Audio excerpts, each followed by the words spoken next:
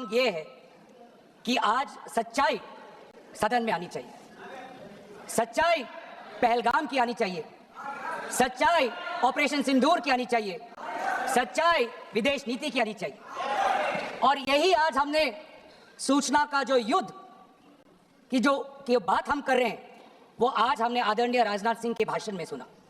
बहुत से सूचनाएं दी उन्होंने, बहुत से जानकारी दी, लेकिन रक्षा मंत्री होने के नाते ये नहीं कहा कि पहलगाम में दहशतगर्द कैसे आए, ये नहीं कहा कि बेसारन में जहां पर 1000 लोग जाते हैं, खुशियां मनाते हैं, कैसे 5 दहशतगर्द वहां पर जाकर 26 लोगों की गोलियों से छलनी करते हैं। ये सूचना रक्षा मंत्री ने नहीं दी। यही है सूचना का युद्ध कि इतनी जानकारी देते हैं कि कभी कभी सवाल पूछना भी भूल जाते हैं। और आज ये है हमारे विपक्ष का कर्तव्य कि हम सवाल पूछेंगे देश हित में, राष्ट्र हित में। आज देश ये जानना चाहता है कि वो 5 दहशतगर्द कैसे घुसे, और उन दहशतगर्दों का भी मकसद था, पाकिस्तान से आए हुए वो दहशतगर्दों का क्या मकसद था? उनका मकसद था कि जम्मू कश्मीर की अर्थव्यवस्था को तबाह करना, विनाश करना। उनका मकसद था कि भारत देश में एक सांप्रदायिक वातावरण का जन्म देना। उनका मकसद यह था कि भारत और पाकिस्तान का एक हाइफेनेशन होना, यह था उनका मकसद। लेकिन सर, मुझे दुख है कि आज राजनाथ सिंह जी ने सैनिकों की बात तो की, लेकिन जो हमारे भारत की जो आवाम है, जो जनता है, जो उन्होंने पाकिस्तान के दहशतगर्दों का पूरी जो मंशा है उस पर उन्होंने पूरा नकारा, और हम एकजुट रहे। हम मुझे भारतीय होने का गर्व है।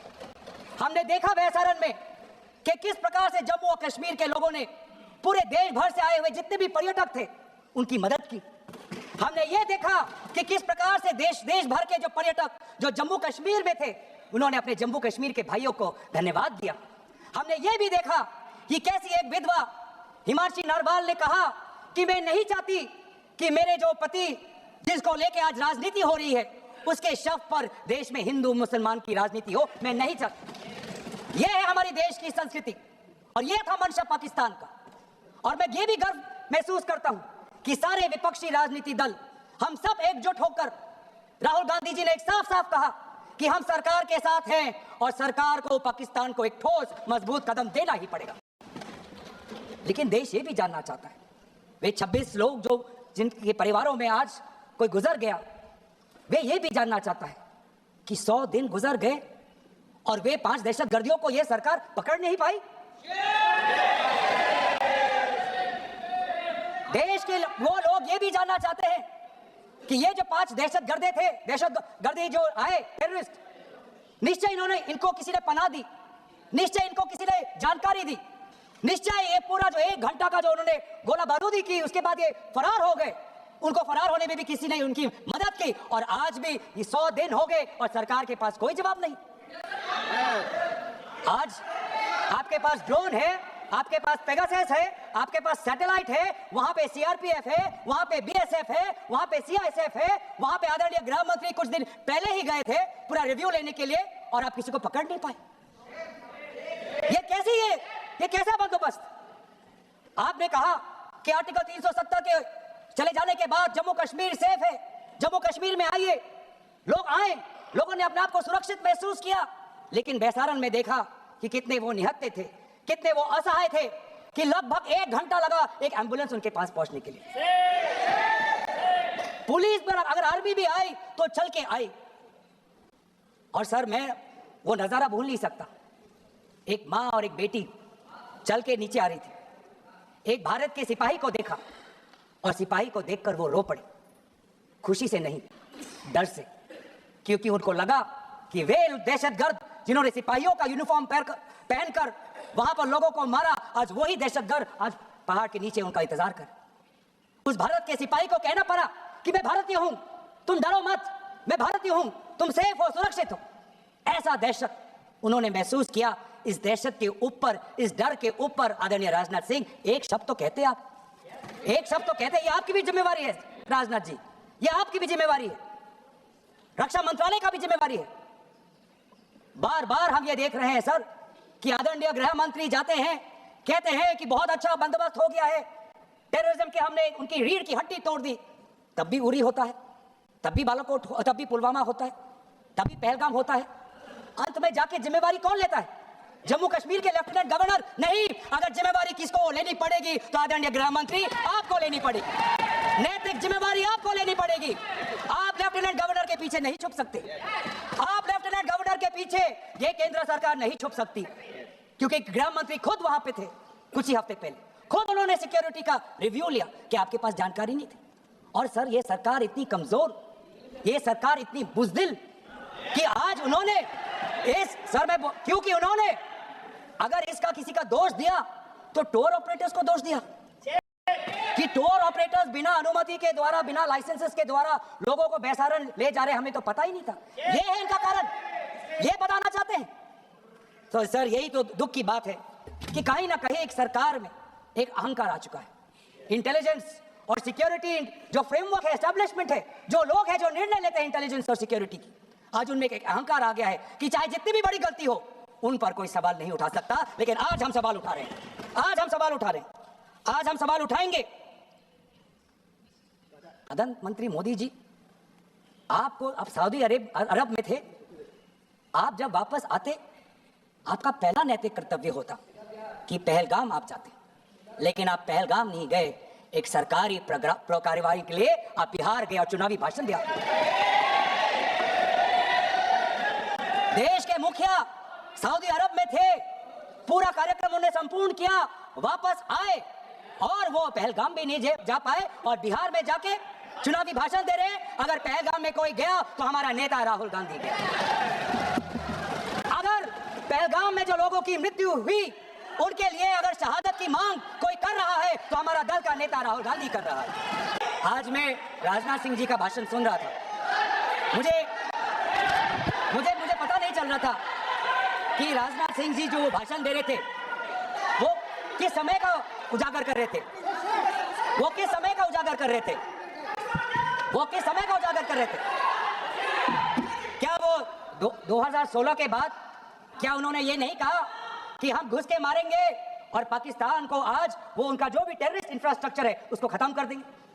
वही बातें तब की, वही बातें पुलवामा की बात की कि पुलवामा के बाद आज हमने हमारे लड़ाकू जहाज अब गए हैं, अब पाकिस्तान अब कभी भी भारत पर उंगली नहीं दिखा सकता।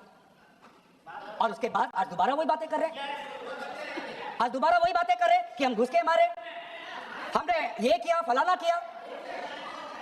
और ये अब भी कह रहे हैं कि ऑपरेशन सिंदूर कंप्लीट नहीं हुआ, अधूरा है, क्योंकि कल को जाके दोबारा पाकिस्तान कर सकता है। ये खुद कह रहे हैं, ये खुद कह रहे हैं, ये खुद कह रहे हैं कि इसके पश्चात भी पाकिस्तान कल को जाके कर सकता है। तो ये कैसा, ये जो सफल कैसे हुआ, फिर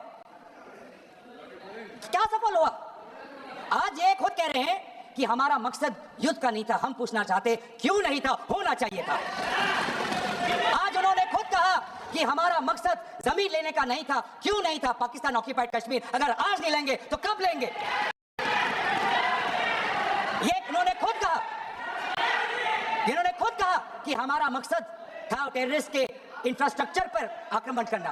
तो क्या हमने उरी के समय नहीं किया? क्या हमने पुलवामा के समय नहीं किया? लेकिन उसके पश्चात भी पाकिस्तान का इतना साहस कि आज उन्होंने पहलगाम में जो पिछले 20 वर्षों में हमारे भारत के नागरिकों पर सबसे दर्दनाक अगर हमला हुआ है तो आपके समय में हुआ है।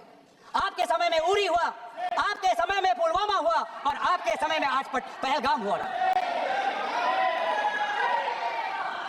कुछ बातों का उजागर किया, कुछ किताबों का भी उजागर किया। ये नई प्रक्रिया है सर, हर चर्चा में आदरणीय भाजपा के नेता किताब उठा लेते हैं, जानकारी दे रहे थे। हमें नहीं सर, ब्लूमबर्ग को क्या जानकारी दिया, मैं पूरा पढ़ लेता हूं without editing. What is important, क्या जरूर, हिंदी में अनुवाद करने की कोशिश भी करता हूं। क्या जरूर, ये जरूरी नहीं कि जेट गिरे, पर क्यों गिरे, क्या गलतियां हुई, वो महत्वपूर्ण है। संख्या महत्वपूर्ण नहीं सर। 35 ही राफेल है देश में, 35 ही राफेल है। अगर उनमें से कुछ गिरे भी तो देखिए सर, मुझे तो लगता है कि बहुत बड़ी क्षति हुई। 35 राफेल, अगर कुछ उनमें से भी अगर कुछ गिरे तो मुझे लगता है कि जरूरी है, क्योंकि आपको लगता है कि 35 राफेल काफी है, तो अगर कुछ गिरे तो वो भी जरूरी है। और उन्होंने उसके बाद ये कहा कि ये बात अच्छी है कि हमने अपनी गलतियां को समझा, उसको सुधरा, और 2 दिन बाद हमने अपने जेट को उड़ाए और दूर से हमने आक्रमण किया। सर, ये मैं थोड़ी जानकारी चाहूंगा।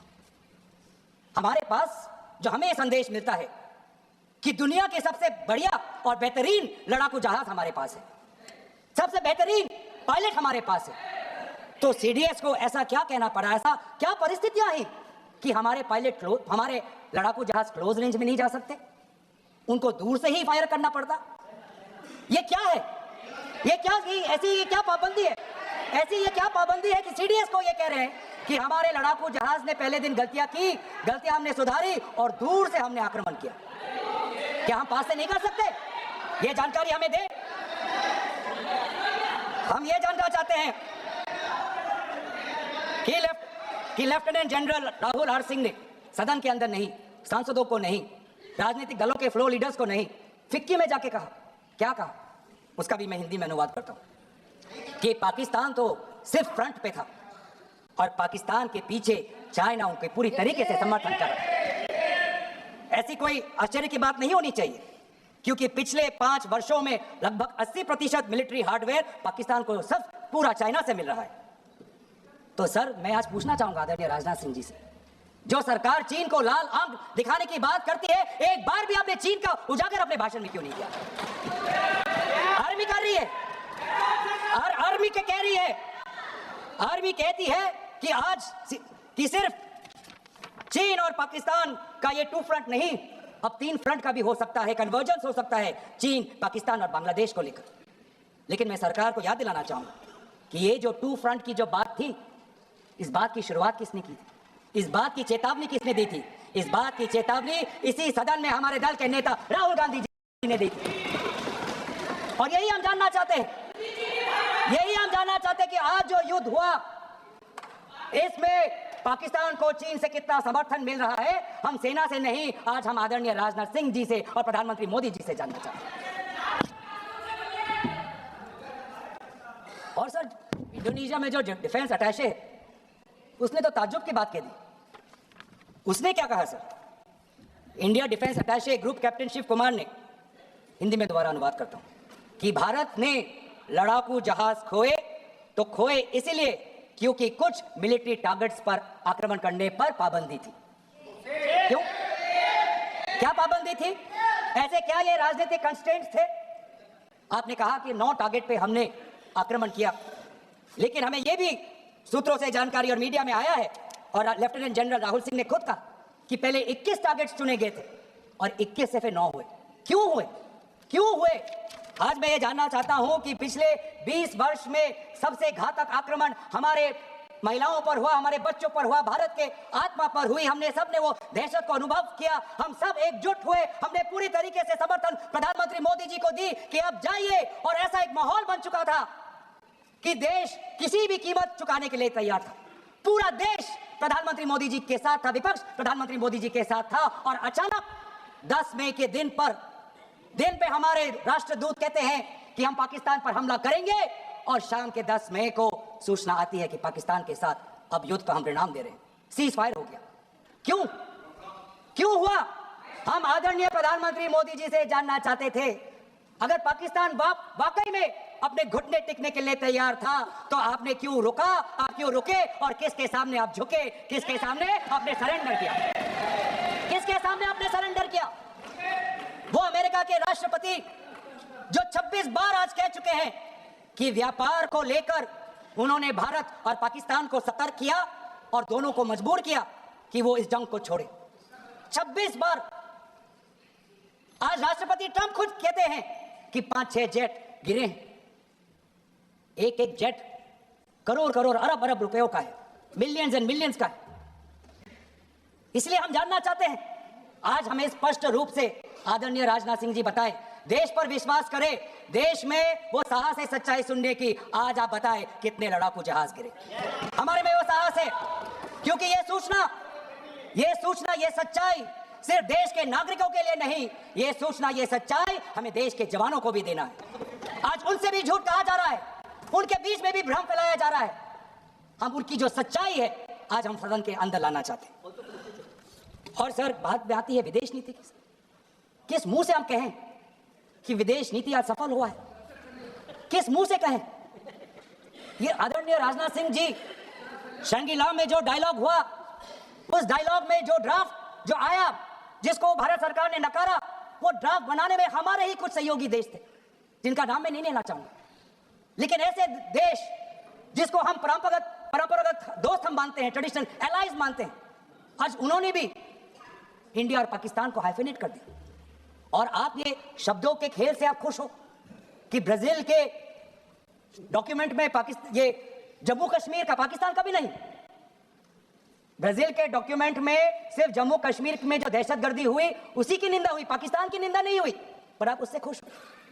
अगर आप उससे खुश हो तो मैं जानना चाहूंगा, जो $1 बिलियन का आर्थिक सहायता IMF ने दिया पाकिस्तान को, उस पर आपको क्या कहना है? हम जानना चाहेंगे जो ADB एशियन डेवलपमेंट बैंक से 800 मिलियन का आर्थिक सहायता जो मिलेगा पाकिस्तान को, आज आप भारत उस पर क्या लगाइए? वर्ल्ड बैंक का जो $40 मिलियन आ रहा है, और ये पैसा किसको जाएगा सर? पाकिस्तान की नेतृत्व उनकी जनता या उनकी चुनी हुई सरकार नहीं, पाकिस्तान की सरकार का जो रिमोट कंट्रोल है वो पाकिस्तान की सेना के पास है। तो ये सारा पैसा वहीं जाएगा जहां पर हमने मिसाइल गिराई। तो क्या इतना भी हम नहीं कर पाए? क्या इतना भी ताकत नहीं? क्या इतना भी विश्व गुरु में लोगों का विश्वास नहीं, देश अंतर्राष्ट्रीय नेताओं का विश्वास नहीं कि IMF का एड ना जाए पाकिस्तान के पास, वर्ल्ड बैंक का एड ना जाए पाकिस्तान के पास, ADB का एड ना जाए पाकिस्तान के पास? आप में इतना भी ताकत नहीं कि एक देश ने पाकिस्तान को टेरर स्टेट का दर्जा नहीं दिया। एक देश ने आज FATF financial action task force में, जिसे बहुत नियंत्रण पाकिस्तान पे पड़ती थी, आज उससे वो 2022 में निकल आई ग्रे लिस्ट। क्या वो डालेंगे? तो इसीलिए आज हम ये मांग करते हैं कि सरकार अब डरिए मत, सच्चाई से डरिए मत। उस दिन भी देश सरकार के साथ दहशतगर्दी के खिलाफ खड़ा था, विपक्षी दल सरकार के साथ खड़े हैं, और आज भी दहशतगर्दी के खिलाफ सच्चाई के पक्ष में देश और विपक्ष आज सरकार के साथ। आप हमें अपना दुश्मन ना समझे, हम सरकार के दुश्मन नहीं हैं, हम अपने देश के पक्ष में बोल रहे हैं, जवानों के पक्ष में बोल रहे हैं। पर आप हमें कृपया सच्चाई देने का हमें वो सम्मान दीजिए। सच्चाई सुनने का अधिकार हमारा है, और जितने बार आप झूठ और भ्रम फैलाएंगे, हम उतनी बार आपको पूछते जाएंगे कि आपने क्या किया। और इसीलिए आज मैं खड़ा हूं। अपेक्षा बहुत की थी कि पहलगाम का उजागर होगा, आदरणीय गृह मंत्री नैतिक जिम्मेवारी लेंगे, राष्ट्रीय सुरक्षा सलाहकार नैतिक जिम्मेवारी लेंगे, और प्रधानमंत्री मोदी जी कहेंगे क्यों उन्होंने ऑपरेशन सिंदूर जो अंतिम अंजाम था। हमें तो मीडिया में सुनते हुए ऐसा लगा कि हम कराची में उठेंगे। मीडिया में हमारे भारत की मीडिया जो जिनको सूचना आपसे मिलती है, उनका सुनने में लगा कि आज तो हम फतह करके ही रहेंगे, लेकिन पता चला कि नहीं, कहीं ना कहीं हमारे पैर डगमगा गए, और जो अंतिम परिणाम था उससे पीछे हम हट गए। हमें पीछे नहीं हटना, हमें आगे बढ़ना है, सच्चाई के साथ, लोकतंत्र के पक्ष में। इन्हीं बातों के साथ मैं अपना पक्ष समाप्त करता हूं। धन्यवाद। जय हिंद।